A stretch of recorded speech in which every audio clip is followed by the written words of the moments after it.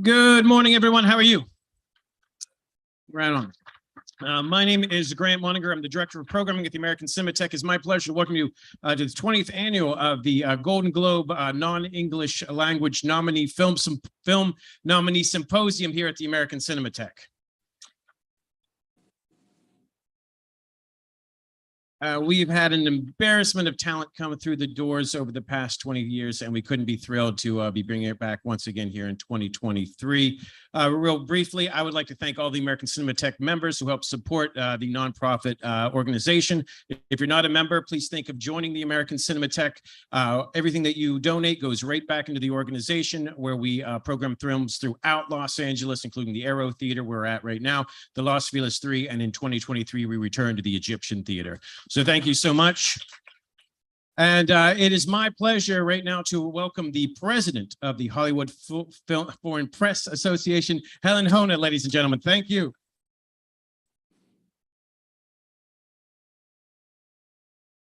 Thank you very much. Hi, everyone. How's everyone doing? Great to be here on a Sunday morning. Thank you for all coming out here. First of all, welcome to the Golden Globes non-English language film symposium. We took a year off, as you know, so we're so grateful to be back here. And thank you all for coming out. First, let me thank the American Cinematheque. They've been absolutely incredible, so thank you so much. And our own member, Andre Guimond, for pulling this off. Thank you. It's great to be back after the pandemic, and as you all know, our year off, so we're really truly grateful to be here, and I'm thrilled to see so many of you come out here. As you know, the Hollywood Foreign Press Association supports American Cinematheque as part of our expansive philanthropy program. We have enjoyed a really great relationship and a history together, and we're thrilled to have this success and really them seeing achieve in building a diverse and engaged film community through immersive film curation, conversation, and presentation. The American Cinematheque has succeeded in building that bridge between filmmakers and audiences and looking at film history and contemporary cinema. We're incredibly grateful for this continued partnership. I'd also like to thank them for their help and support in organizing this event today, of course, and the running film series that we had all week. Today, we're incredibly excited to have this panel discussion with our Golden Globe nominated filmmakers in person. We have Park Chan-wook. Thank you so much for being here. And we also have SS Rajamouli, director of RRR. Thank you. Thank you. Yes. Thank you both so much for being here in person. Joining us via Zoom, we have Edward Berger, director of All Quiet on the Western Front. Hello. And Lukas Dhont, director of Close. Hi, everyone. And Santiago Mitre, director of Argentina 1985.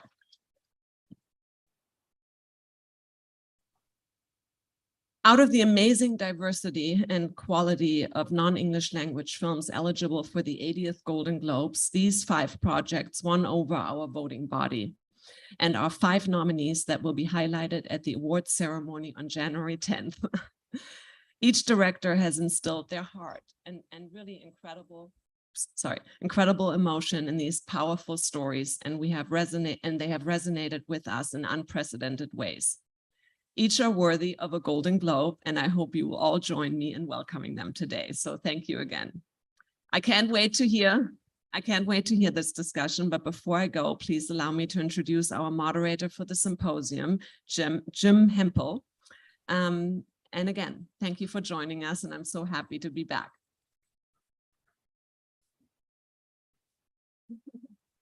Thank you. All right, well, I'm really excited to introduce these 5 filmmakers. I love all 5 of these movies so much, and it's going to be great to talk with all of them. So first up, let me bring up the director of Decision to Leave, Park Chan-wook. And he'll be joined by his interpreter, Lewis. the director of RRR, SS Rajamouli.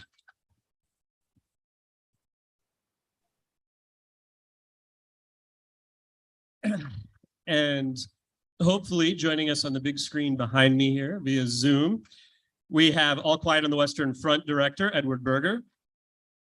Hello. Close director, Lukas Dhont. Hi, everyone. And Argentina 1985 director, Santiago Mitre. Hello. Hi, everyone. So I guess I want to start at the beginning with a question about the origins of these movies and the writing process, because one of the things I love about all these films is they're all part of recognizable traditions. You've got, you know, a war movie, coming of age, action, film noir, and, you know, journalistic procedural movie. And yet they're all so original and clearly the, you know, result of your personal passions. So I guess I'll start with you with RRR. Where do you even get started writing a movie like this, that's so many different kinds of movies in one? What was the initial starting point? I mean, there are two parts to that. Mixing so many genres together into one film has been an Indian way of storytelling for a long time. So that comes naturally to all the Indian storytellers. And particularly the idea of RRR, I always like the idea of a multi-starrer, not just bringing two stars together, but bringing two heroes together. From my childhood, I loved the idea of whenever I read different stories, if I fall in love with those characters, in my mind, I would bring those characters together and weave my own scenes around them. So I was always fascinated with that idea, and India had a long freedom struggle against British for almost 90 years, and there were many freedom fighters who fought for the liberty of the country. So the two characters are Lursita Ramaraj and Komram Bhim, who are the part of this film, are from my part of the country who did the same. But there were interesting coincidences in their lives. We don't know what happened to them for a period of 2-3 years.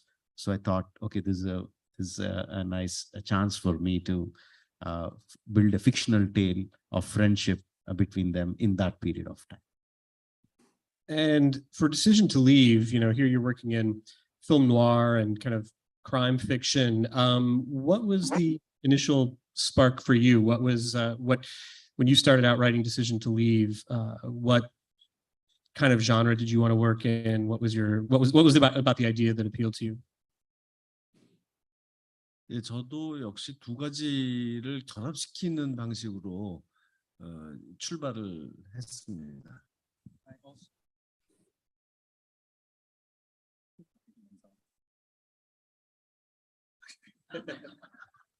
I also wanted to approach in combining two different elements, like how Rajamouli was also saying as well. 하나는 경찰이 등장하는 필름 노아 이야기를 해보겠다라는 것이었는데 그것에 영감을 주었던 작품은 스웨덴의 그 형사 소설 시리즈였어요. 또 다른 non English 작품이죠. First element was trying to tell a story where you see a detective in a film noir, and the starting point inspiration was a detective series, which also is a non-English element from Sweden. 마틴 베크라고 하는 형사가 고정적으로 등장하는 10개의 시리즈인데요. 제가 그것을 너무 좋아해서 거기서 영감을 받은 데서 출발을 했습니다.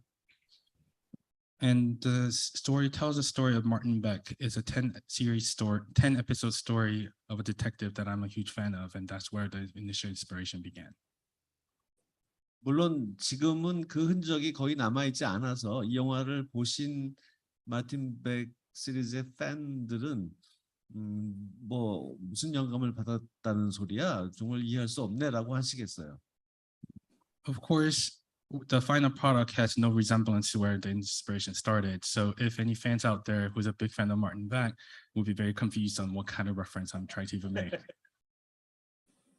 또 하나의 원천은 제가 The Little Drama Girl이라는 BBC를 위한 시리즈를 연출하느라고 런던에 머물던 시절에 좀 향수병에 걸려서 한국의 노래들 예전에 어렸을 때 들었던 노래들을 유튜브로 많이 들었습니다. Another source of inspiration was when I was staying in London when working for a BBC series, Little Drummer Girl. I just got a severe homesick and started listening to all this old Korean music that I used to look up on YouTube as to pass time while I was spending time in London. 그때 들었던 노래가 안개라는 곡이었어요. The Mist.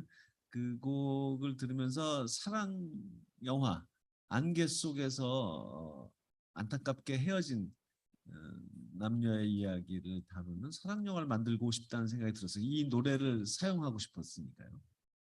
And the song I often got back to is the song Mist that you hear in the film.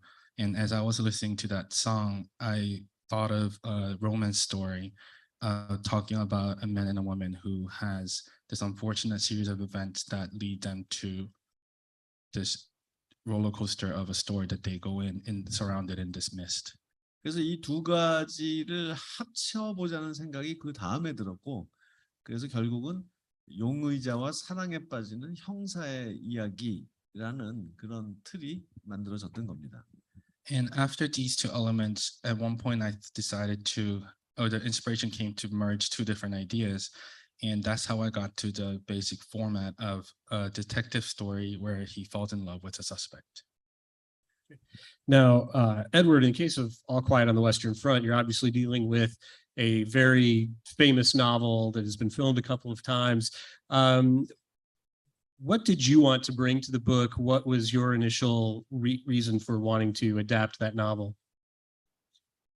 Yeah, I got a call about 2-3 years ago from my good friend and producer Malte Grunert, who said, "Do you think if I could get the rights to this book, would you be interested?" And I thought, damn, why didn't I have that idea? It was a little bit, it was almost so too obvious. It was sitting there for 90 years. A German book. It's the most successful German book ever written. I think it's sold to many countries and everyone around the world knows it, right? And I'm sure in the audience, people have at least heard the title. And the big hurdle, as you say, it was filmed twice before, especially the famous version from the 30s. But I immediately felt this deep urge to at least think about this film and see if I could make it, and what my way in was, because I'd read it when I was 15, again in my 20s, and it's just part of our, part of our heritage, our culture in a way. And so it felt, and then I went home and I discussed it with the family, and my daughter, who was 17 at the time, immediately turned around when she's usually utterly uninterested in what I'm about to do next, right? When the subject comes to what my next film will be, she walks away from the table.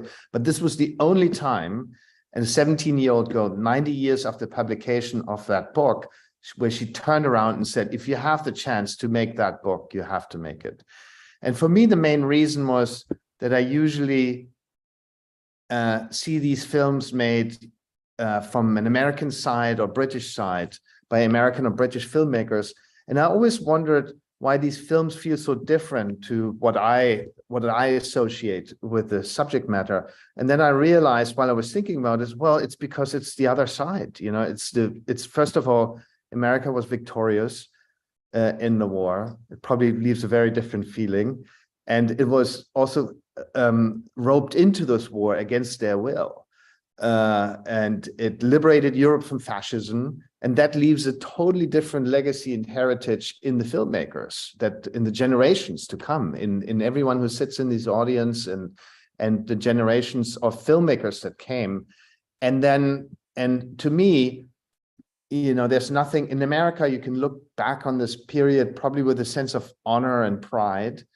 And in Germany, you can only look back at it with shame and guilt and a sense of responsibility towards that history.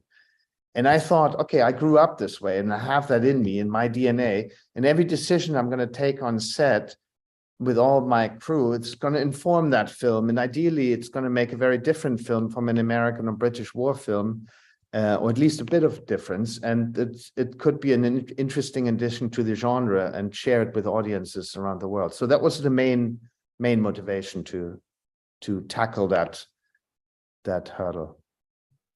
And Lucas, in the case of Close, you've got such a beautiful coming of age story. And I'm curious for you, starting out on something like that, where does it begin? Does it begin with the characters? Does it begin with certain issues you want to explore?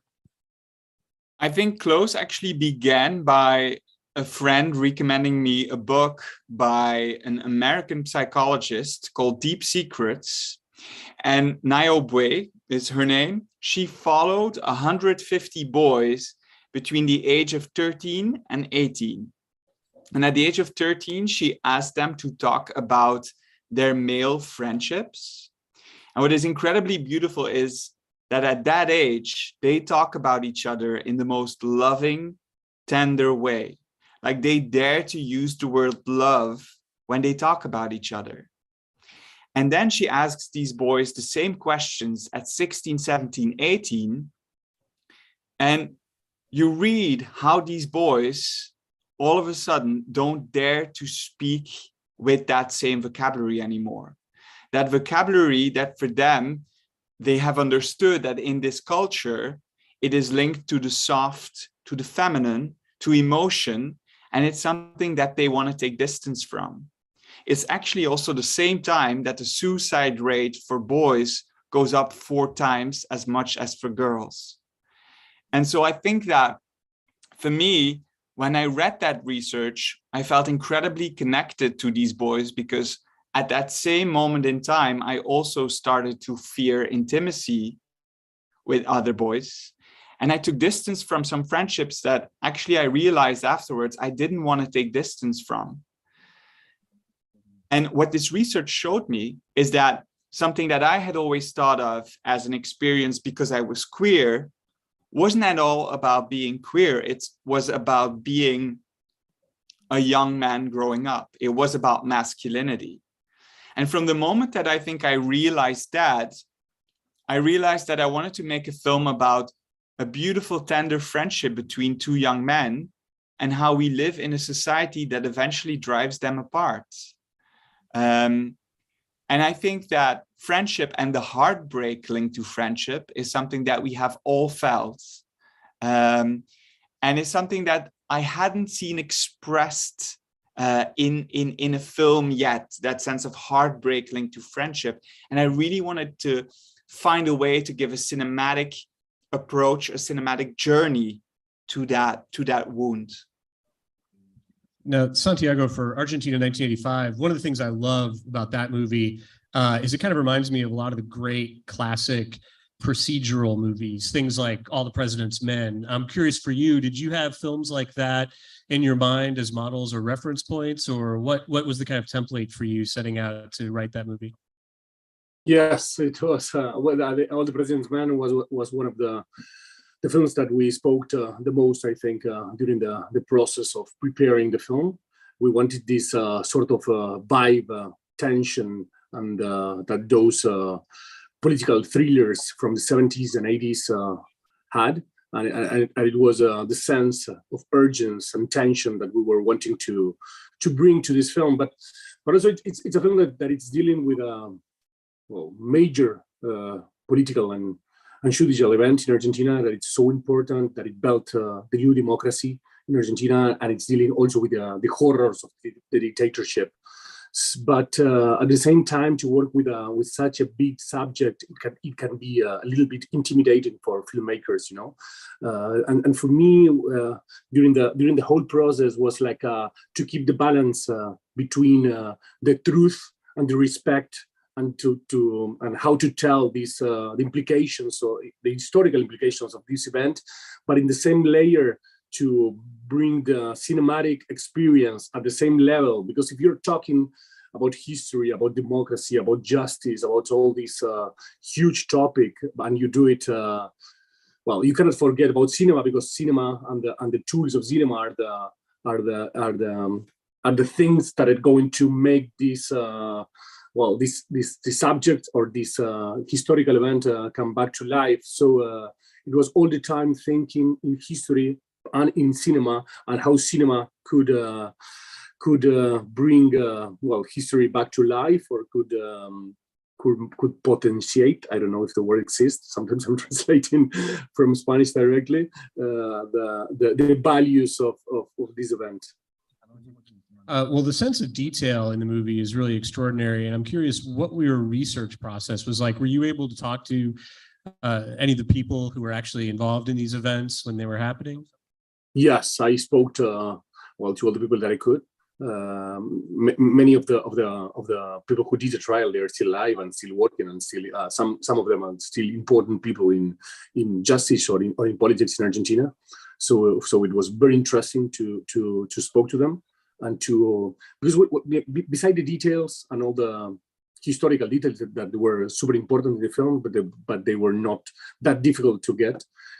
To talk to the people, you can get the human dimension of what you need to write, you know, and then during this process to be able to talk to them, I realized that I was starting to build a connection and a sort of friendship in some cases, and I was writing characters that these people were going to watch in the film.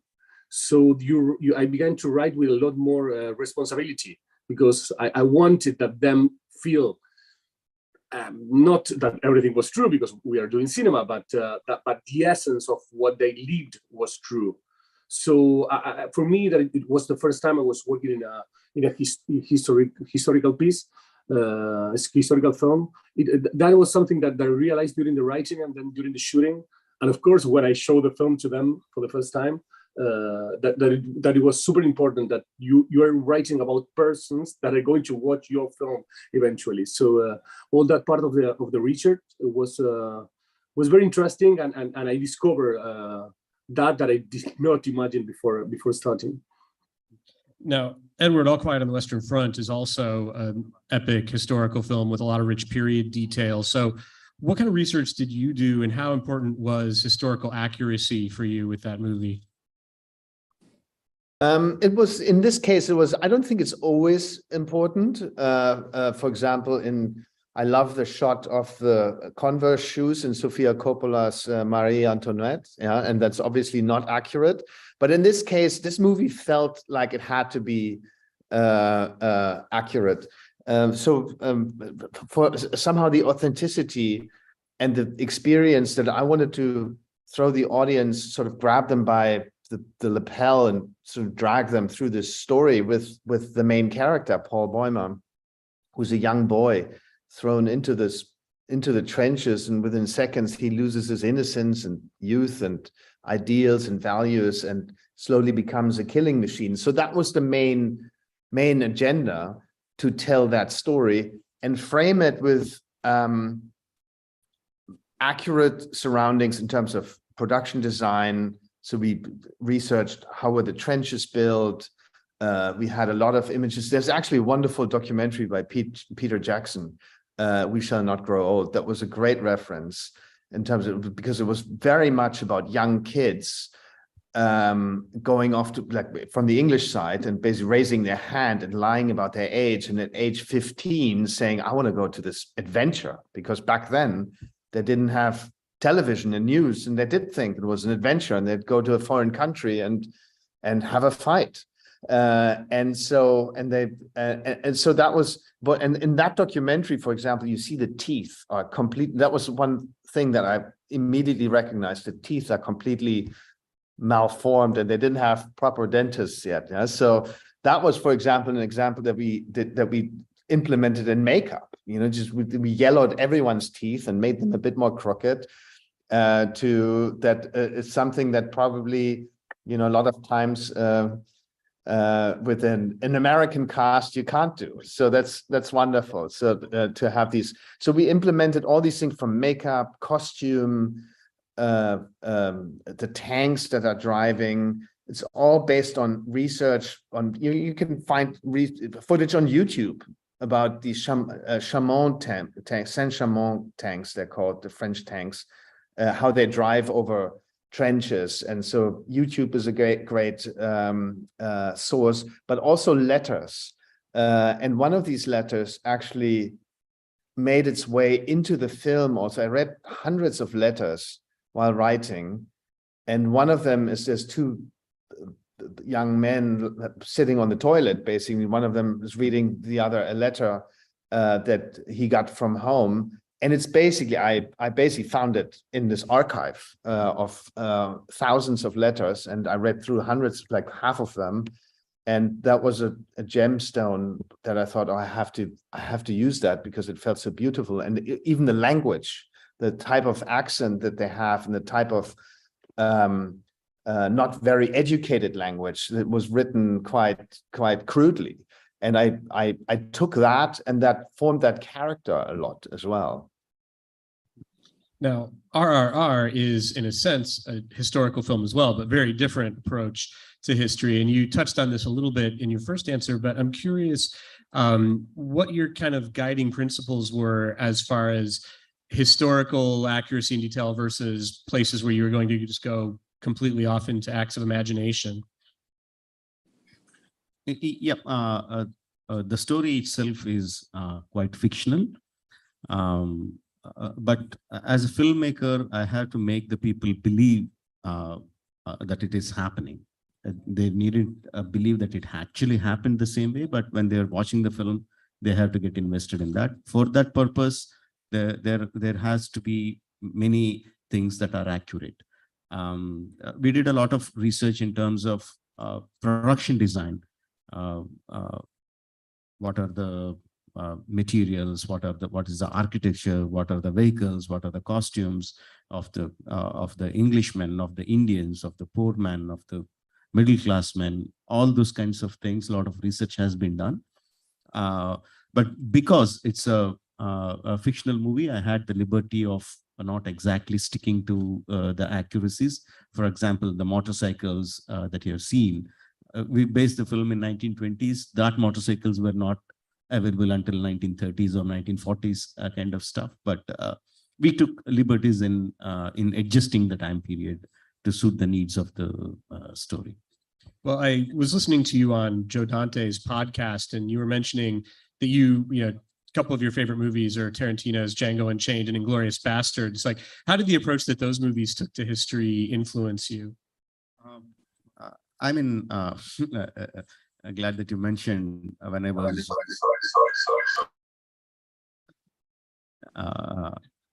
was watching Inglourious Basterds, and the story of the cinema theater is doomed because the Hitler is there, and historically we know Hitler didn't die there, and these people are trying to kill Hitler. So it feels like they're heading to a doom.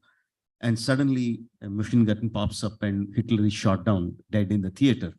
And I thought, wow, it just blew my mind. It made a big impact on me. For one thing, we know that it's a fictional story, and you don't need to stick to historical accuracies when you're making a fictional story. And the main important thing from a director is to make the audience feel certain emotion, whatever he intends to do. That is what he needs to concentrate upon.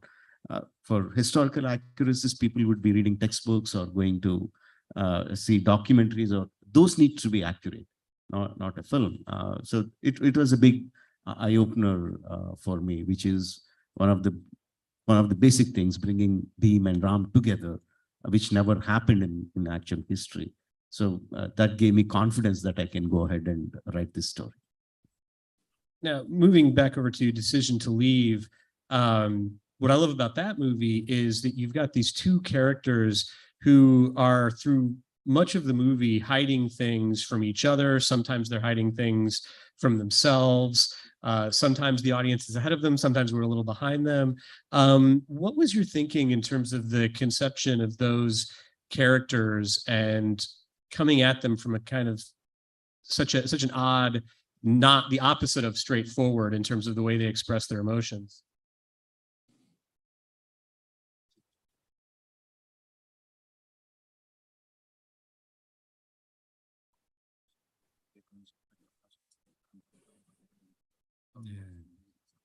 이 영화의 주인공 두 사람은 자기가 상대방에 대해서 가진 호감을 표현할 수 없는 처지에 놓인 거죠. 그리고 또 그런 성격의 사람들입니다.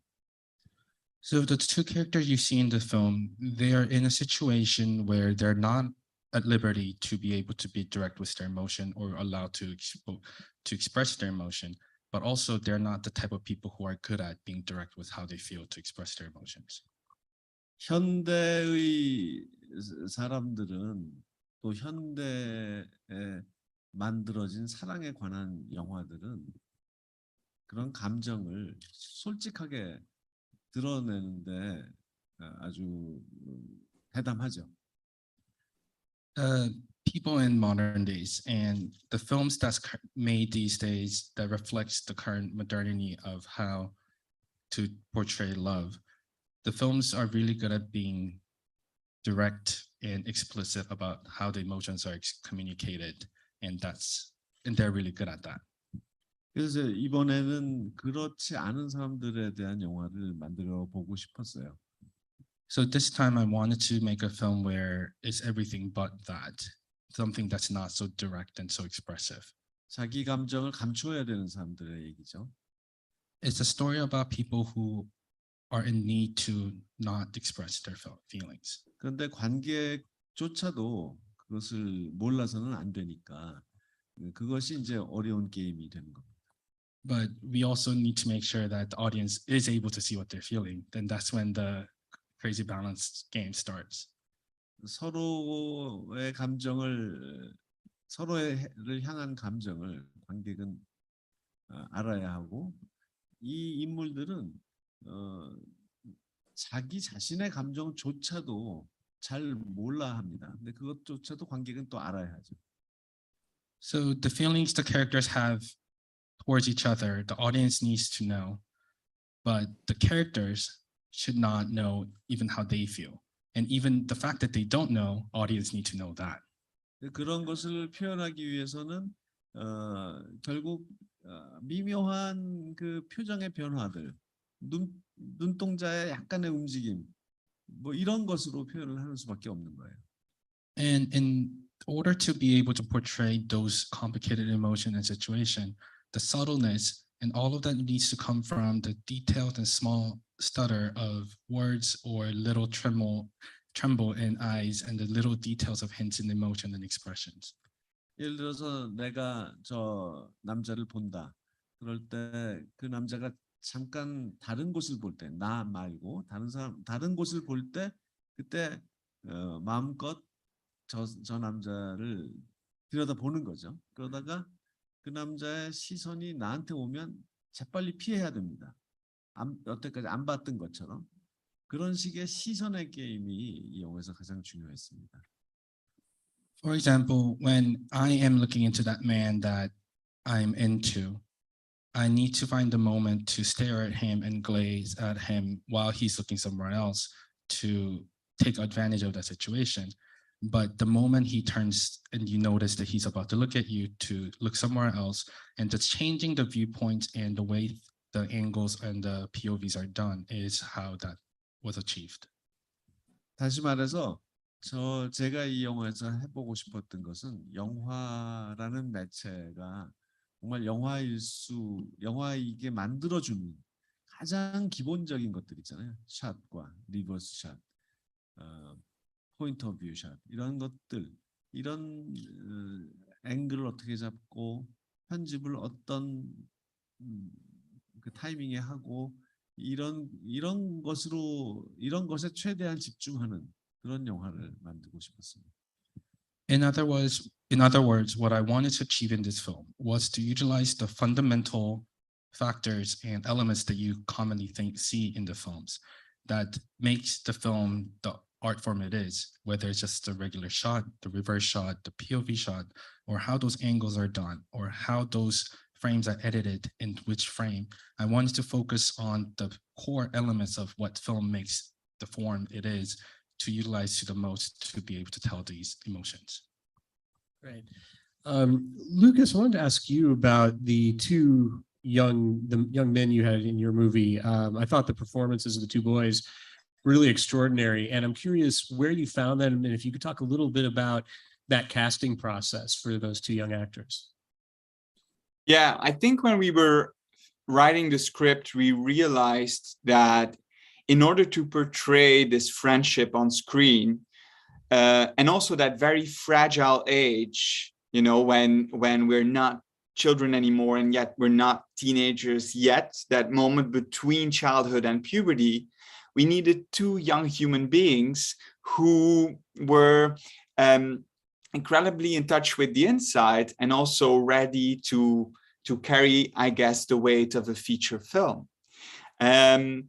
And what I did was I went looking in all the last years of primary school and the first years of secondary school in the schools in Brussels and around Brussels in order to try to find, you know, young talent and scout them. We saw over 580 boys who we gathered from all these schools. But then something really special happened, and I don't know if I should call it coincidence or destiny, but I was taking a train from Antwerp to Ghent, two cities in Belgium. I was listening to music and I look next to me and I see this young angel sitting, talking to his friends. And I didn't hear what he said because I had music in, so it was already a little bit of cinema for me. As I was watching his face being so expressive. And I thought, wow, this might be, you know, the person that we were looking for. I didn't know for sure, but I felt I'm going to regret if I don't go up to him and ask him if he wants to do a casting for this film. But I also thought, is this going to be incredibly creepy if I now in a train go up to a 12-year-old? And so I thought I'm going to do this really carefully. And also just because he was sitting with his friends, I thought, okay, so I went up to them and I asked him if he was interested. And he nearly shouted yes in this train. So I was like, okay, the enthusiasm is there. His mom read the script. He came to the castings. And what we actually did with all these young boys is, I think in 20 minutes, you're not able to see their talents because they have never done this before. They're incredibly nervous. And so we worked in groups with all of them every time during a full day. So with groups of 30, we worked with them during a full day. It was a little bit of this workshop, not only for us, but also for them. And in one of these groups, Aiden, the young angel from the train, and Gustav were together. They had never met before. They had never acted before. But there was this chemistry between them. There was this spark between them that we saw from the beginning. And actually, we realized that a horizontal collaboration between them would be absolutely possible.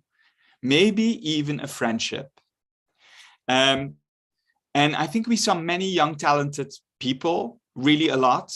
But the two of them just really, the connection that they had from the beginning really made us realize that we wanted to work with them.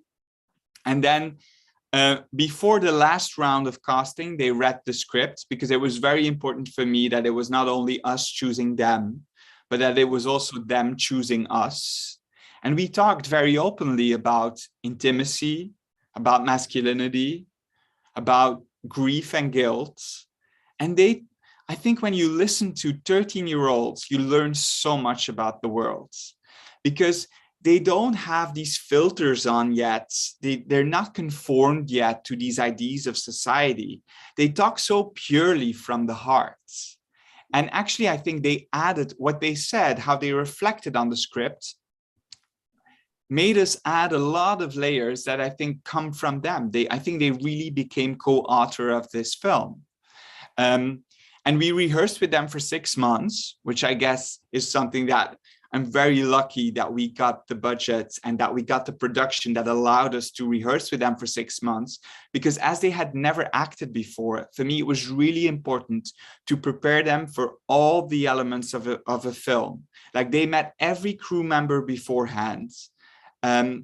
We built this intimacy and this family so that they would feel confident and ready to, when we actually had to shoot it, to also handle it with so much vulnerability and tenderness when it came to showing us their emotions in front of a camera.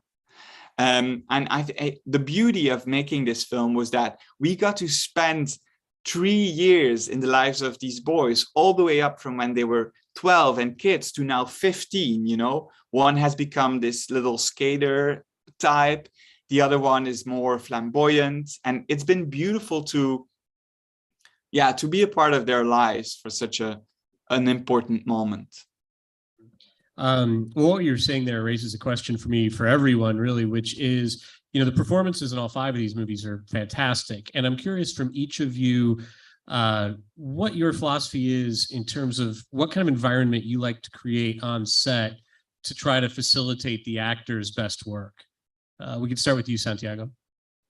Well, yeah, I think the relationship with actors and the relationship with acting in general is one of the things that I care the most in cinema, and how to pick who I work with.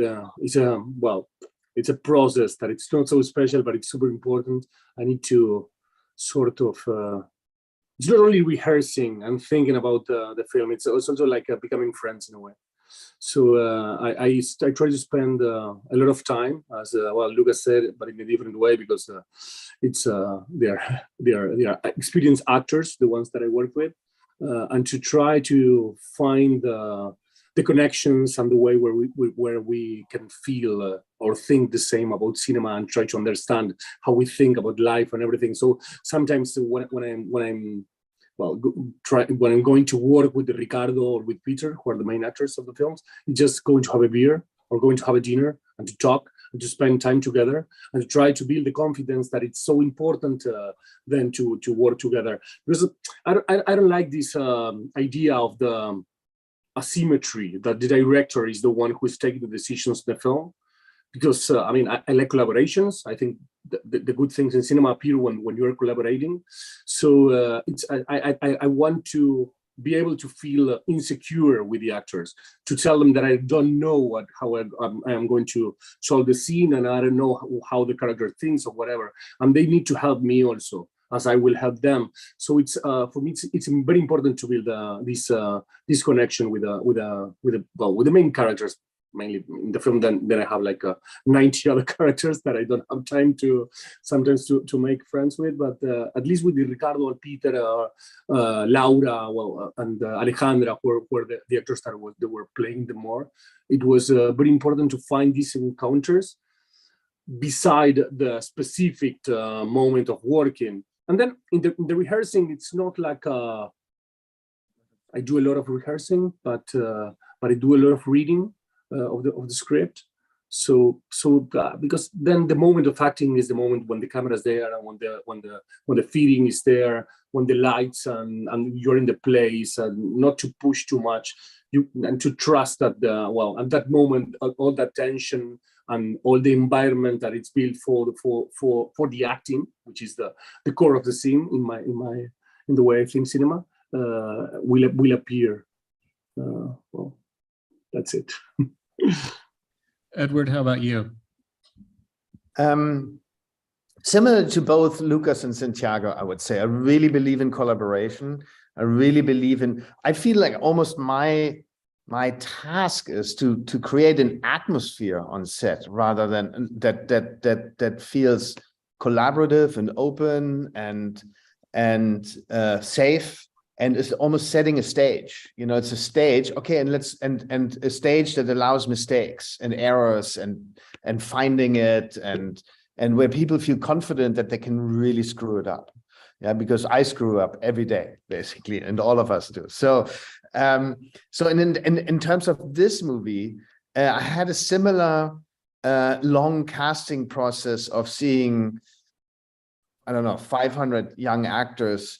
And actually, Felix was the first actor I'd seen on a photograph. Someone had shown me a photograph, and I thought, this kid looks great, you know, because he has such a old-fashioned face, and he looks kind of frail, and and tender and has a sensitivity, not a hero's. He doesn't look like a hero that you would find in a different type of warm. You know, so he felt like vulnerable. And so I really liked that. So I invited him, and probably 4 or 5 times, just to tell you about in terms of how much I believe in the casting process. I think for me, a lot of it is casting and finding the right people and putting the right people together so that everyone has that atmosphere. And so I probably spent 4, 5, 6 months casting this movie, and especially casting Felix. And I saw 500 kids, and he kept flying in. And I remember on the first rehearsal, he's similar. He had never been in front of a camera before. He just left drama school, and we found him in a theater.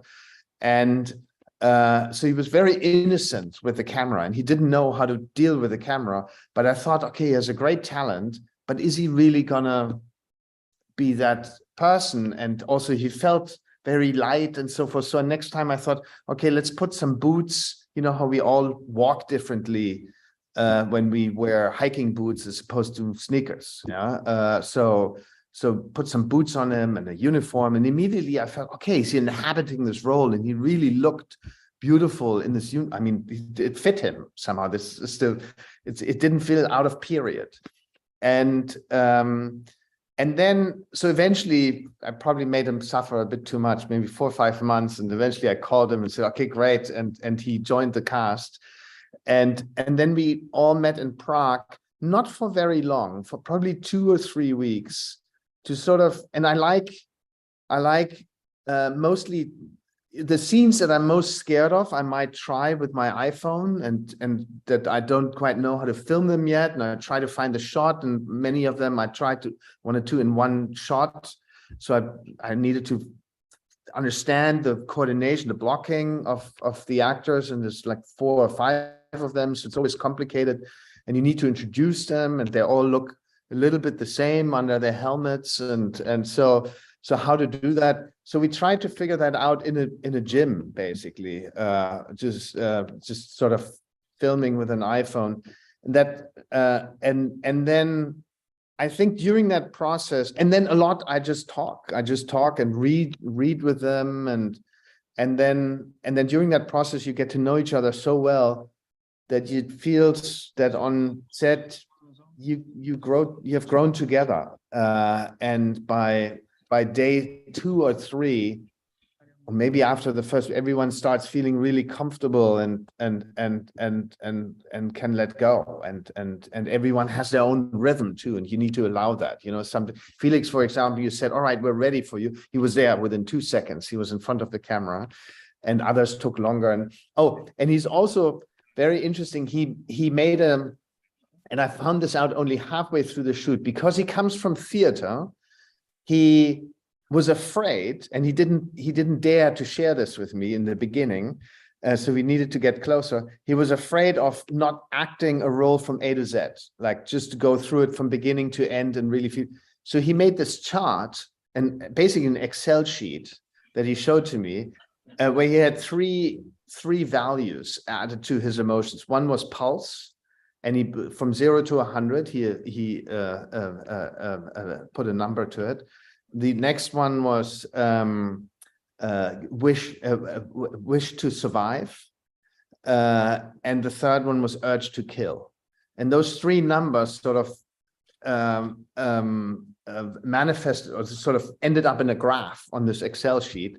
And so that he knew, oh, in scene 57, I'm going to have to be at this level. And in scene 56, I'm much lower. So maybe I seed something into this. So it gave him a help to seed things into the, and to create a continuity, to create an arc for his character. And I thought that was a brilliant idea of his. Now, in RRR, the casting of the 2 leads is so important, because, you know, they have to, there's the bond that they have, and their relationship goes through so many ups and downs, and you want the audience the whole time to kind of be in love with both of them, even when they're at odds with each other. So talk a little bit about casting those 2 roles, and what the process was like in pre-production or rehearsal or prep, just working with them on, there's so much elaborate choreography in this movie, both dancing and acting, action choreography and everything else. For us, it's a bit different. Most of our actors, and particularly Ramshan and Tarak, are not just great actors, they're great dancers, and they do their own stunts. They're expert in performing their stunts. So that's an additional advantage for the director. For me, how like I was answering your earlier question, I always wanted to bring two heroes together. So I literally brought them on board together before I had the story. So one day I called them home and said, I had this idea of doing a multi-starrer with you. I still don't have the idea, but if you're up to it, we'll go ahead. They said yes. They're good friends of me. We worked before and we had successes, and we had a long-standing relationship. So it was not difficult to bring them on board without having a story. Then once I started exploring this idea of bringing these freedom fighters together, simultaneously I was looking at their capabilities and how they look to me first. For me, Charan has this eyes. They look as if they're holding so much of pain. They look very beautiful. For me, Charan's eyes are very beautiful, and they look as if they're holding so much of pain. So that's how we started etching out the character of Ram Raju. He holds so much of pain inside, but on the front of it, he looks like a very stoic guy. And for me, Bhim is very strong, but very innocent. And halfway through the film, there is a break in that innocence where he feels his friend has betrayed him, and that innocence is lost, and he becomes a hero on his own right. So it's actually their faces for me that helped me write this story. And the way we prepared was we followed this procedure called character designing. So we have a person in front of us, and me, the director, my story writers, and the character himself. For example, Bhim, we sit in front of this person, and he starts asking us questions about this character. The story is etched out, but he starts. Bhim is like, let's say he's a 25-year-old in the movie, and the movie is about for 6 months. But the questions are from the childhood of Bhim to the point of his death.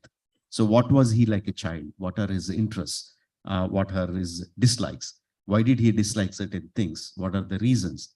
And how did they change as a teenager? Why did they change as a teenager? And the person would bring out just imaginary scenes and ask us, how would Bhim react to that situation when he's a kid, when he's an adult, when he's an old man at the point of his death? How did he change from a kid to the man he died? Why did all that happen? And we used to discuss and write like thousands of notes about this character. Even though the story is just only 6 months of his life, we essentially wrote the entire life history of Bhim. Likewise with Ram. It was a very tedious process, but by the end of it, myself as a director, my story writers, and the actor who is playing the character had very clear idea about what Bhim is. And as an actor, he would bring his own perception to it, but we knew why he was doing that. There is no confusion or any kind of doubt on what the character was feeling at that particular point of time. How he would represent the actor would bring in different ideas, but what he wanted to deliver, there was utmost clarity for all of us. That's a beautiful process that we followed, and that helped me a lot in bringing out the performances from both actors. Well, now in terms of planning and blocking your scenes with your actors, how much do you plan ahead of time? Do you storyboard and shot list? And if so, how closely do you stick to those during shooting, or do you allow freedom for different things where you're responding to the actors on the day? No, one thing I always say is that I have a locked script. The script is locked, but I don't throw the key away. I always keep it with me. So I do a lot because my films involve a lot of action sequences. Action sequences cost a lot of money. So I have to do a lot of pre-visualization. And it's not just storyboarding. We do storyboarding, we do concept arts, we do animated storyboards, we do previs, we do stunt whiz. And sometimes I just bring my assistant directors, take iPhones like they were saying, and just shoot the scene with my assistant directors, asking them to play the characters. They would act very funnily, but they would do what is needed, and I edit that stuff, and I have the scene ready before I go to shoot. But for the action sequences, I need to prepare a lot. The first thing I do is like take the most iconic moment from that action sequence. For example, if the interval sequence, there is Beam jumping out of the truck with animals. So I sit with my concept artist and ask him to give me 4 or 5, any number of birds for that particular shot, then select one of them, and we start working on it to such a detailed level that it looks like as if it is one frame from the final product. So I sit with my production designer, my costume designer, my DOP, my visual effects artist. All of us are there contributing to that just one frame to get it perfectly. And by the time that exercise is done, all of us are very clear on what needs to be done, and they also understand what the other head of the department has to do for that particular sequence. Yeah, that's the process that I follow. I'd like to ask basically the same question about decision to leave. How extensive is your pre-visualization process? Because the movie's visual style is very, very precise. And how do you communicate that with your actors and your crew? And how much freedom do you allow yourself from it once you're shooting?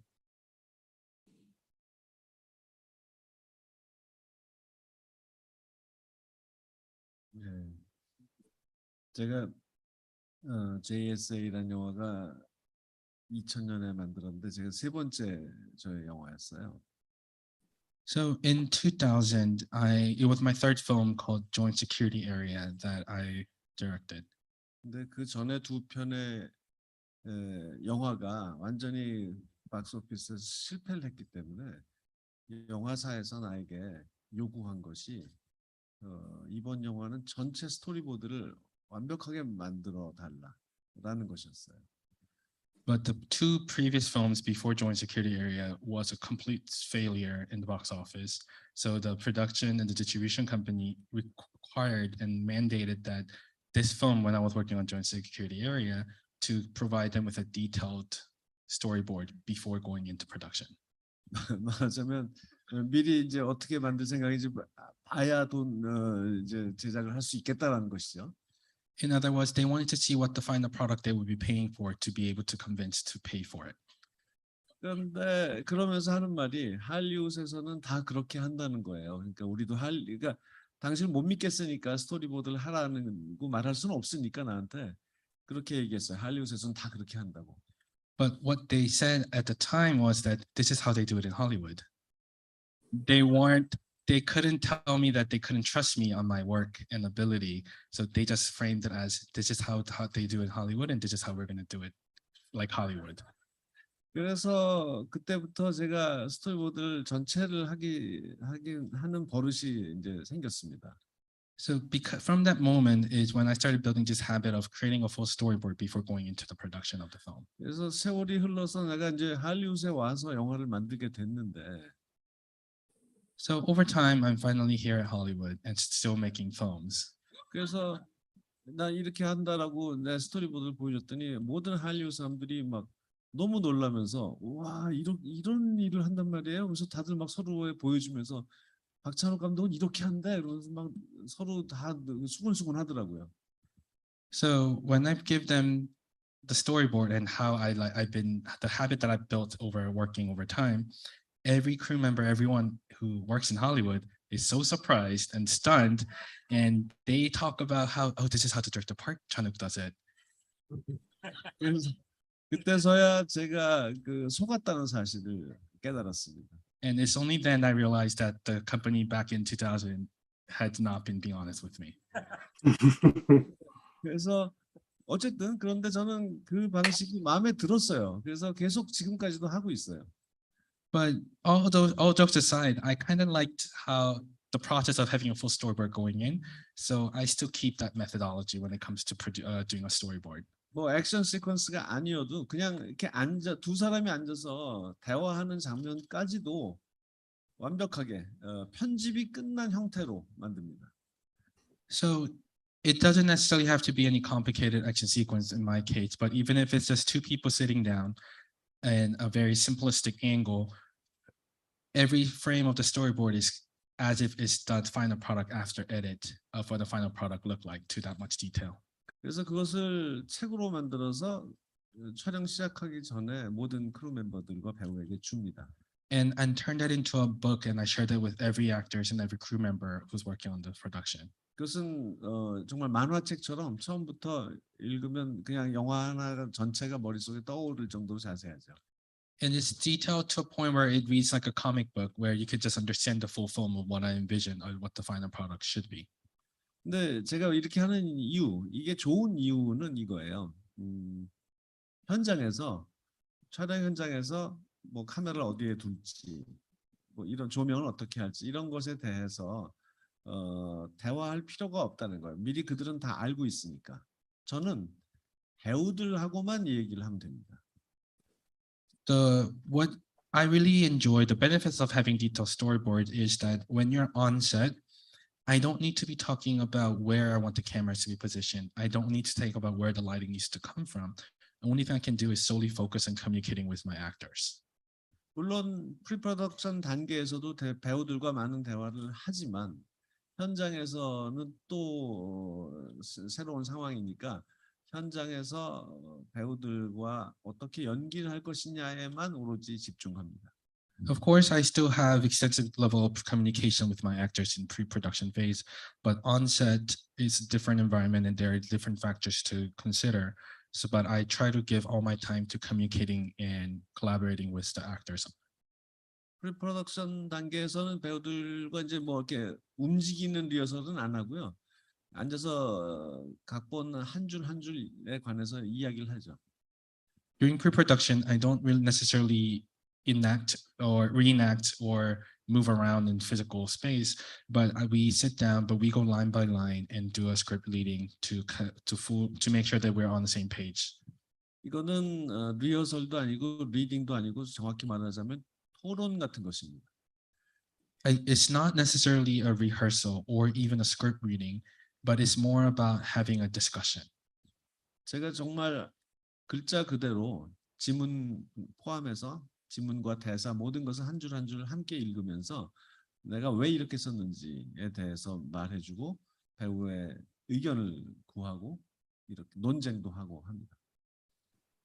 So I go by letter, word by word, including all the guides and all the description. We read line by line together as a group. And I also try to take the time to explain why I wrote it certain lines that way, why certain guidelines are written that way. And I even open it up to conversations, and there are points where we debate about what the best way to portray certain lines are. 해지 결심의 경우에는 그런 토론을 어디서 했냐면은 탕웨이의 집에서 했어요. 좀 도시에서 벗어난 정원주택에서 살고 있었는데 탕웨이가 좀 농사꾼이거든요. 배우보다도 농사를 더 좋아해요. 연기보다. 그래서 그녀가 직접 재배한 야채를 뽑아서 씻어서 먹으면서 그렇게 계속 오랫동안 얘기를 했죠. For decision to leave, that debate and discussion took place in Tangwei's house, which is a suburb a bit away from the city. And I don't know if you know about this about her, but her main job is a farmer before she's an actor. So we were eating through all of her vegetable garden and going through to discuss and have this debate on the script. 그래서 여름이었는데 아주 햇빛이 찬란한 정원에서 그 밭에서 그 당일이가 직접 재배한 야채를 먹어가면서 그 햇빛 속에서 그 많은 대화를 했던 것이 정말 아름다운 추억으로 기억됩니다. It was right into the beginning of a summer when we were having this conversation, and we were sitting in the garden with bathed in this beautiful sunlight, going through this literal farm to table vegetables that Tangwei personally made. And this is still to this day really one of my best memories of working on this film, is going through those scripts with my actors. 그리고 저 12살짜리 아이들 데리고 연출하는 감독이 누릴 수 없는 럭셔리는 뭐였냐면 이제 우리는 함께 와인을 마실 수 있었다는 거죠. And all the other directors who, what they weren't able to do with working with all the teenager was that we also had lots of wine in the process. I think we have time for a few audience questions. So we're going to bring up a microphone that we're going to put here since we're live streaming it so that everybody can hear the audience questions. And I think if you have a question in the audience here, sorry. Oh, I do need to repeat them. We're not going to have a mic. Oh, okay.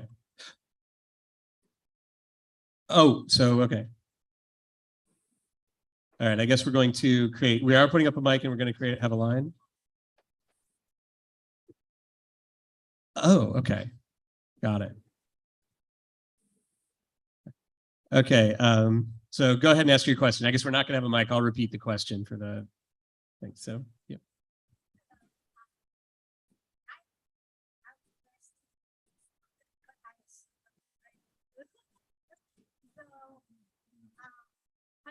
You know, like when you do the budget here, like how you got funding, did you fund yourself, or like the government funded to you, or some company funded for your movie? The question for each of you is how you got the funding for your movies. 예, 저는 한국의 CJ라는 그 스튜디오가 있고 늘 그 같은 회사와 계속 해오고 있고요.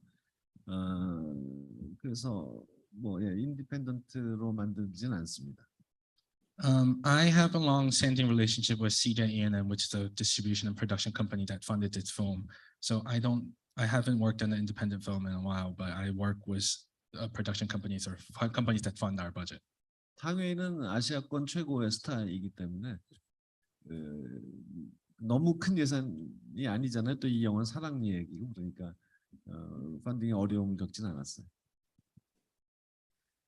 Because Tangwei was one of the biggest female Asian actors in the Eastern Hemisphere, and because the film itself wasn't as a blockbuster level of a big production as it was a romance story, it wasn't as difficult to get funded for this project.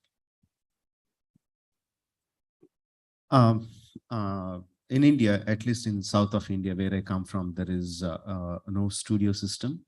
So the producers raise their own finances, and the financiers approve the finances based on the track record of the director and mainly the stars and the director. Is the combination, the craze of the combination that's in the audience defines how easily the finances are raised. Luckily for me, I have a string of successes, so it's not difficult for the producer to raise the finances, a part of it. And also there is a part of it also comes from the pre-sale of the films, like whether it's the satellite or the OTTs, the rights for the OTTs, and sometimes some areas in India itself, they're pre-sold before the film is released. They're pre-sold, and the film is completed with all these monies put together. Let's go. Sure, Lukas. Yeah, I wanted to add to Park Chan-wook before that it's true I didn't get to have wine, but I had a lot of pancakes, like a lot of them.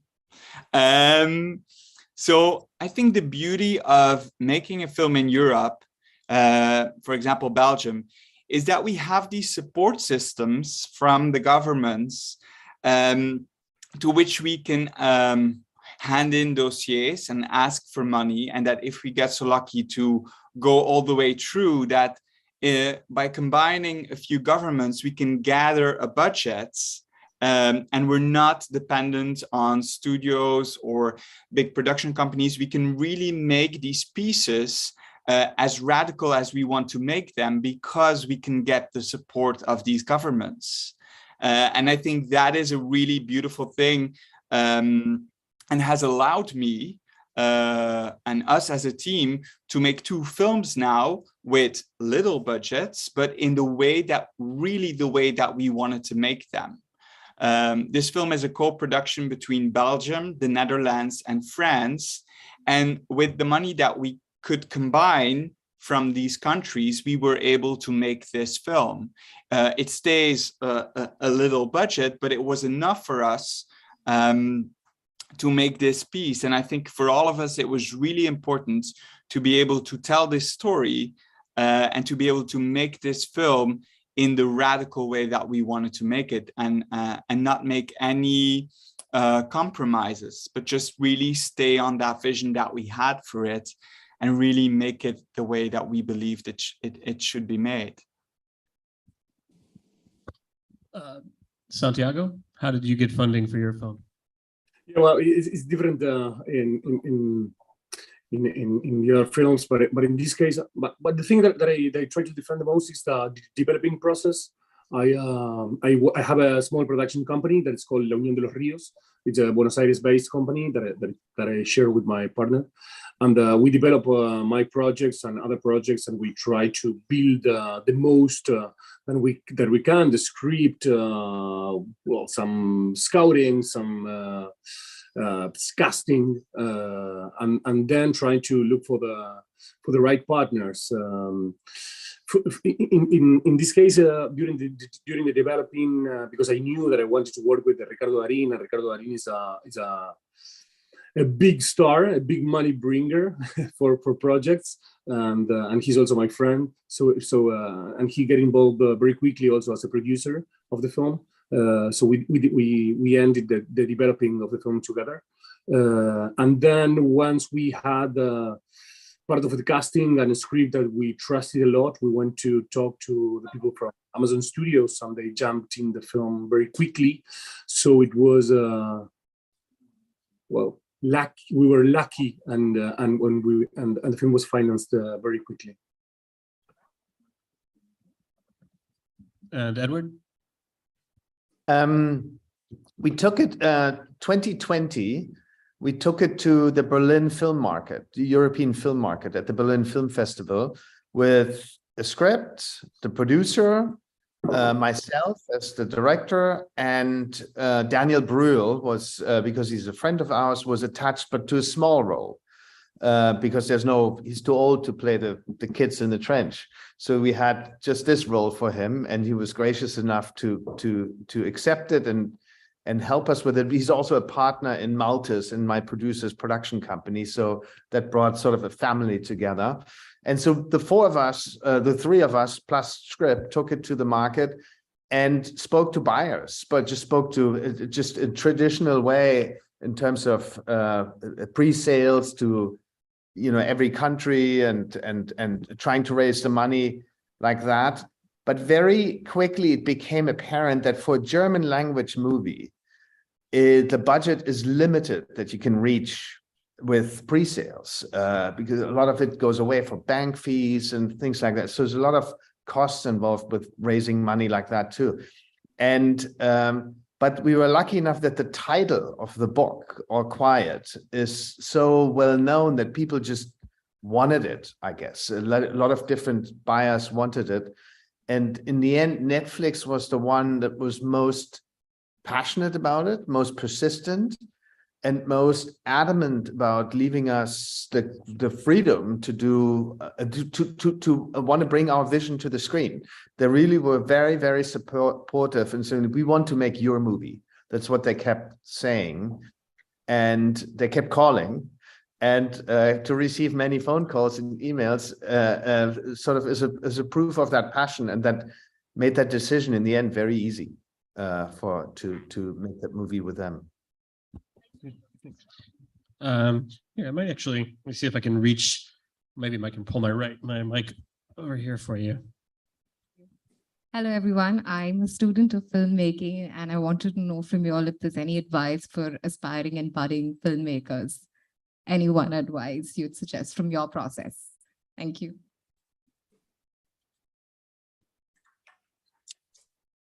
Who wants to take that one? Come on, you guys must have advice for aspiring filmmakers. So I have one. Can I say one? And I only got it from an interview. I've never met him, unfortunately, but I only got it from an interview that I read with Steven Spielberg. And he said, I think he gave it to Sam Mendes on his first movie, on American Beauty. And he said, wear comfortable shoes. And so I try to adhere to that, and I always wear really comfortable shoes on my sets. Anybody else have any advice for aspiring filmmakers they want to share? 예, 저는 감독의 머릿속에서 모든 것이 나온다라는 그런 미신을 빨리 버리라고 말하고 싶어요. 모든 것은 크루들, 배우들과의 대화, 상호작용 속에서 탄생합니다. The advice I'd like to give is to let go of this urban myth or this idea that everything creative comes out of a director's head. The true creative also sources from crews, the communication with the actors. So the earlier you get to understand, acknowledge that, the better director you'll be. 그래서 가끔 자기가 아무 생각이 없이 머리가 하얘질 때 있잖아요. 어떻게 해야 될지 모를 때. 그럴 때조차도 그냥 솔직하게 말하잖아요. 지금 어떻게 될지 모르겠어. 카메라 어디다 둘까? 또 배우에게도 연기를 어떻게 이 샷은 어떻게 연기하고 싶어요? 라고 묻기를 주저하지 마세요. So when you're on set, sometimes you just draw a blank and you don't know what to do next. It's okay to be honest, to communicate it with the people around you. Ask their team, where do you think we should put the cameras? Ask the actors, what kind of physical body language you want to carry in this conversation.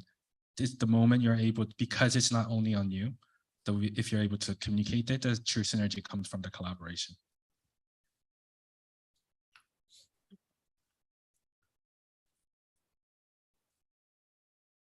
So my question is for Rajamouli sir. I grew up watching your movies. I don't know if you remember me, I think in like 2013, before you had even started working on Bahubali, I was writing a high school essay about Telugu cinema, and you invited me home. It was Sri Ramanavami. You fed my mom and I lunch. And I told you at the time, the question before me is so timely. I told you at the time that I was thinking about going to film school, and you were the only Indian filmmaker at the time that I'd met who encouraged me to do that. And I'm here today as a writer in Los Angeles, and I get to see people celebrate you. It's been amazing. But my question quickly was about the CGI in RRR. I think in one of the Telugu interviews that you did in India, you talked about animating the tiger and the sequence and how you use local film students to do it. If you could just tell that, I think anyone who appreciates cinema would love to hear that story. So if you could just tell it in English for the audience here, I think everyone would appreciate that. Can you come again? What did I tell in that interview? It was about animating the tiger for the NTR sequences, and you had talked about animating the tiger first and like trying to figure out how to make it look realistic, using local Ukraine film students, all of that. There were two different things. Like one is that I love animals. I love bringing them into the scenes. Obviously, we can't use live animals. I have to resort to CGI. And over the period of years, I have seen many films where the quality of CGI has increased by leaps and bounds, and all the details of the animals were so good, but the shot itself was not working for some reason. So I sat with my VFX supervisor, and we were trying to figure out what is wrong with the particular shot. And what we figured out was that the speed of the animal is always wrong. In the sense, imagine there is a shot with an actor and the animal running. and during the shot, the animal is not there. So all of us are assuming the animal is running or moving at certain speed, and we make the actors act to it. But what we get grossly wrong is the speed of the animal is unimaginably high. Because we already shot the shot and we already edited it. Now the animator is locked with the timing. So the animator has to animate the animal into that time frame, which most of the time goes wrong. So this is what we deduced for ourselves, and we sought to correct that. What we need to do is like do the animation first. So we did the animations first, then we combined that with actors. It was a lot of pre-production process, trial and error process, where we are having on the one monitor we are having the animated animals, not with full quality, but with but the animations and the speeds were right. And we were checking whether the shot was working, and we shot it that way. So the next problem was like, how do all the actors understand? As a director, I'm sitting in the monitor, I understand how the animal is moving, but how does all the actors, for example, in the interval sequence, there are like thousands of actors. How do all of them know how the animal is moving? How do they give the right eye movement? So then we took the help of a few geeks, and we gave them the animated animal. So they came out with a small device. They placed small LED lights for the placement of, for example, a tiger is running. So every 10 frames they would place a LED bulb, LED bulb, and they would on action they would strike it, and the light would move. So everyone would know, okay, that's the tiger traveling. If it's a red light, it's a tiger. If it's a blue light, it's a leopard. If it's a green light, it's a deer. So forth. So then all the actors knew where to look, how to look, and also the cameraman knew how to pan his camera, how to move his camera. So yeah, that's how we did that sequence. We're already running over on time, but I'm going to squeeze a couple more in. Thanks. This is for SS and Park Chan-wook. Spielberg will go back and watch some of his favorite movies before he starts a new project, like Lawrence of Arabia, to inspire him. I was wondering if there's any movies that you repeatedly go back to watch before you start a new project. And a personal question for Park Chan-wook. I lived in Korea as a Yonggol 선생님 for a while. And I was wondering, my Korean's really bad, but 어떤 한국 soup 완전 좋아요? What's your favorite Korean soup?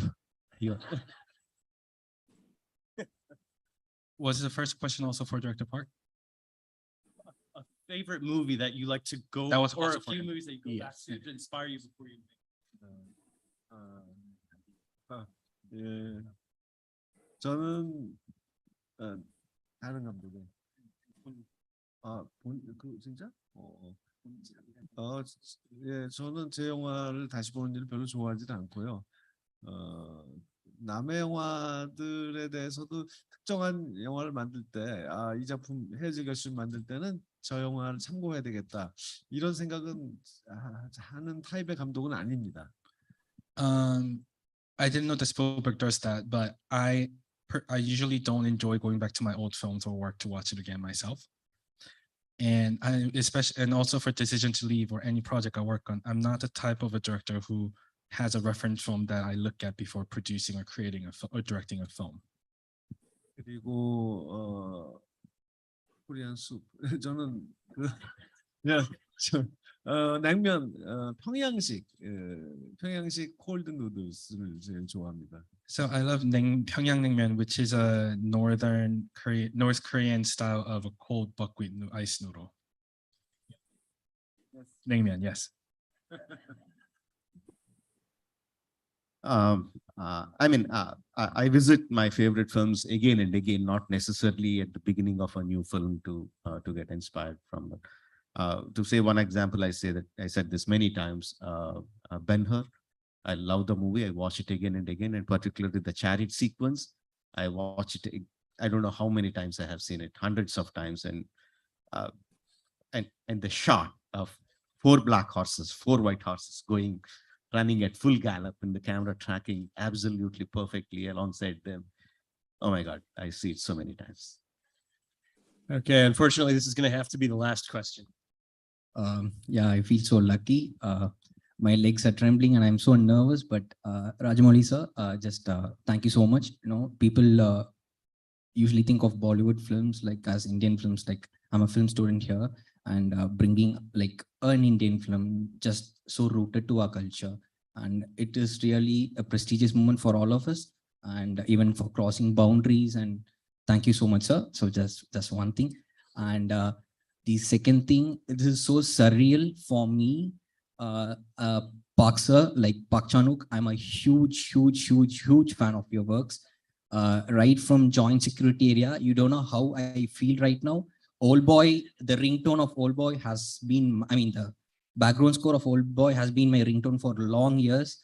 And I almost watched all of your works, your interviews, and I have, you know, a huge photo frame of Old Boy in my bedroom. And I'll come back. I mean, I'll come to my question. Just sorry. And the way you handle male-female relationship. And I'm studying at New York Film Academy. I don't know like what I have done 1 year, but this moment for me to come here and I mean to see you in person. Oh my God. So I would thank my college and whatever process I've gone through. Okay. Love you. And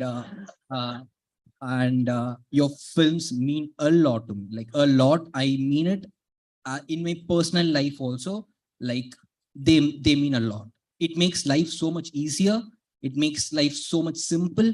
It teaches me, even though your movies are so violent, no, they teach me how to be more peaceful and you know, to be calm, I mean, with life. Okay, sorry. My question is like, yeah, this is the moment I should take the opportunity, sorry. My question is like, for each shot in your films, like, do you really dig deep into like, this is how I should, choose my short list or short division for each frame? Like, do you really work into the frames? Like, for example, like it's the master or something like it really, I mean, do you really want it to be a Park Chan-wook like short, or it's just what the story demands and you just go with the flow of the story? Sorry, do you mind repeating that in a simpler question? Yeah, I'll Yeah, simplify. I understood most of it. The question is about question. the question is about planning your shots. I mean, how do you? 예, 저는 그러니까 보통 저를 뭐 스타일리스틱하다라든가 뭐 비주얼리스트다라는 말도 자주 듣는데 사실 저는 그렇게 그런 비주얼한 면을 최우선으로 두진 않아요. So I often get that people often refer to my taste or style of work as stylistic, and I would often refer to me as a visualist. But in fact, in reality, I usually don't prioritize the visual aspect of the frames as much as people think I do. 저는 좀 구식이에요. 그래서 언제나 스토리, 캐릭터가 제일 중요하고요. 그것을 가장 이 두 가지를 가장 정확하게 표현하는 방법으로서 샷 구성을 생각합니다. So I guess you can call me more of an old school where the priority for me is the story and the character. And I think about the shot and the frame, which afterward to make sure to prioritize and to portray the story and the character first.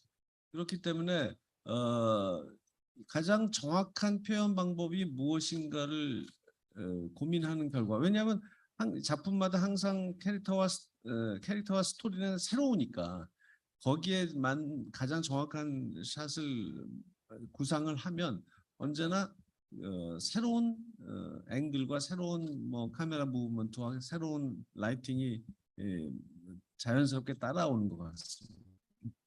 So because of that, I think I spend more time thinking about what is the most optimal way of portraying this story or the character. And if you think about it, every storyline and every character is different than the one I worked in before. So when I come up with a shot that is adequate or that has the best synergy to portray that, I often find myself finding a new angle, new camera movement, and new lighting that is a result from trying to create the best storytelling. 요점을 말하자면 이거예요. 이 어떻게 찍으면 멋있을까가 아니고요. 그게 중요한 게 아니라 어떻게 찍어야 이 스토리와 캐릭터를 정확하게 묘사할 것인가. 이것이 중요하다는 겁니다.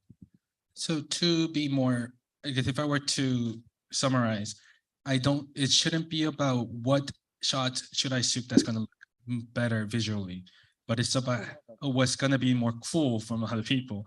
But it's more about how do I create the shot to adequately and accurately portray the story and the character and the emotion I want to deliver to the audience is how you should think about this process.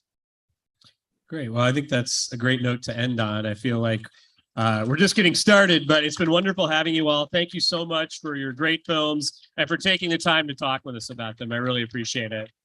Thank you very much. Thank you.